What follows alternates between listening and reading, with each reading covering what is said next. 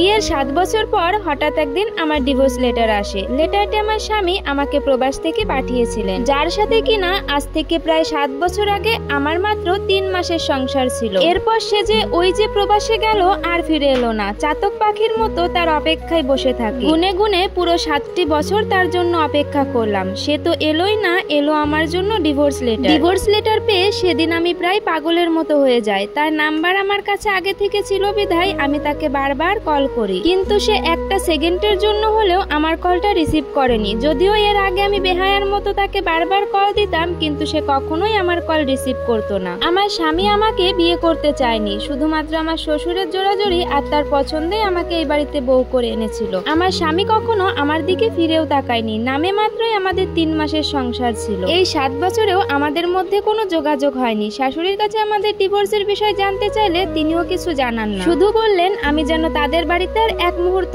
না থাকি, আমি যেন চলে যাই। আমার সাথে তাদের নাকি আর কোনো সম্পর্কই নেই। সেদিন শাশুড়ির পায়ে ধরে অনেক কান্নাকাটি করলাম একটু আমাকে থাকতে দেওয়ার জন্য, কিন্তু তিনিও তার আসল রূপ আমাকে দেখিয়ে দিলেন, আমার উপর থেকে মুখ ফিরিয়ে নিলেন। অথচ এই 7টি বছর আমি কি না করেছি এই সংসারে তাদের জন্য, তাদের কত অন্যায় অত্যাচার আমি সবটা মুখ বুজে সহ্য করেছি। এরপর জানতে পারি আমার স্বামী নামক মানুষটা তার প্রাক্তন প্রেমিকার জন্যই আমাকে ডিভোর্স দিলেন। আমি আরো জানতে পারি কিছুদিন আগেই নাকি তারা মোবাইলের মাধ্যমে বিয়ে করেন এবং আমার স্বামীর দ্বিতীয় স্ত্রী এখন তার সাথে প্রবাসেই থাকেন। এখন নাকি তাদের একটা ছেলে সন্তানও আছে, যেটা আমি ব্যতীত এই পরিবারের সবাই জানতেন। অথচ এই 7টা বছর কত অন্যায় অত্যাচার অবহেলা সহ্য করে আমি তার অপেক্ষায় এখানে পড়ে থাকলাম। আমার বাবা মা নেই, যাওয়ার মতো কোনো জায়গাও ছিল না। একটা ভাই, মধ্যবিত্ত পরিবারে তারা, তাই আর কোনো উপায় না পেয়ে নিজের ভাগ্যকে মেনে নিয়েই ভাই ভাবির কাছে আশ্রয় নিলাম। বাবা মা না থাকায় আর ডিভোর্সই হয় একসময় ভাই ভাবির চোখের বিষ হয়ে গেলাম। এছাড়া অল্প বয়সে বিয়ে হওয়ার কারণে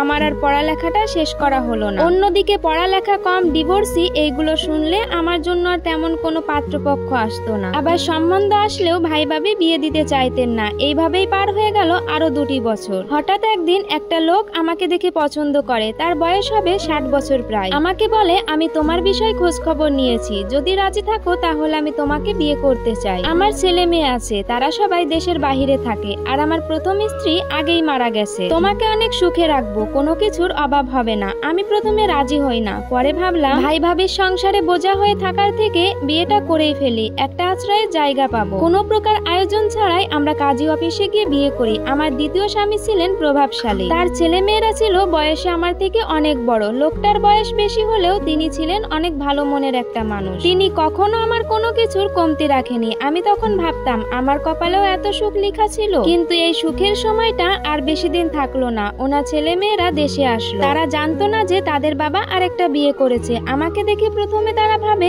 আমি বুঝি ওই বাড়ির কাজের লোক, কিন্তু যখনই তারা জানতে পারে আমি তাদের বাবার দ্বিতীয় স্ত্রী, তখন তারা অনেক ঝামেলা করে। তারা তাদের বাবাকে বলে তোমার কি বুড়ো বয়সে ভীমরতিতে ধরেছে, তোমার মেয়ের থেকেও কম বয়সী একটা মেয়েকে বিয়ে করেছো, আমরা কখনোই ওনাকে মা হিসেবে মানতে পারবো না। আমার স্বামী তখন বলে মেয়েটা অনেক অসহায়, আর তোমরা তো থাকো দেশের বাহিরে, আমাকে কে দেখে রাখবে। তখন ওনার মেয়ে বলে ওঠে কাজের লোকের কি অভাব পড়েছে যে আরেকটা বিয়ে করবে, যদি আমাদেরকে চাও তাহলে ওই মেয়েকে ডিভোর্স দিবে। তার কিছুদিন পর আমার স্বামীর যত বিষয় সম্পত্তি ছিল তা ওনার 2 ছেলে মেয়েরা লিখে নেয়, এবং তার কিছুদিন পরেই আমার স্বামী স্ট্রোক করে। শেষবারের মতো বলেছিল নিঝুম আমি তোমার জন্য কোনো কিছু করে যেতে পারলাম না, আমাকে ক্ষমা করো। মৃত্যুর সাথে পাঞ্জা লড়ে আমার স্বামী মারা যায়। এরপর আমার জীবনে দুঃখ নেমে আসে। তারপর ওই বাড়ি থেকে তার ছেলে মেয়েরা আমাকে বের করে দেয়। যার কপালেই সুখ লেখা হয় না সে কিভাবে সুখের মুখ দেখবে। প্রথম স্বামী আমাকে অবহেলা করলো, ডিভোর্স দিল। দ্বিতীয় স্বামী আমাকে ভালোবাসলো, কিন্তু তার সাথে আর সংসার করাটা হলো না। আমার কপালটা কেন এমন হলো?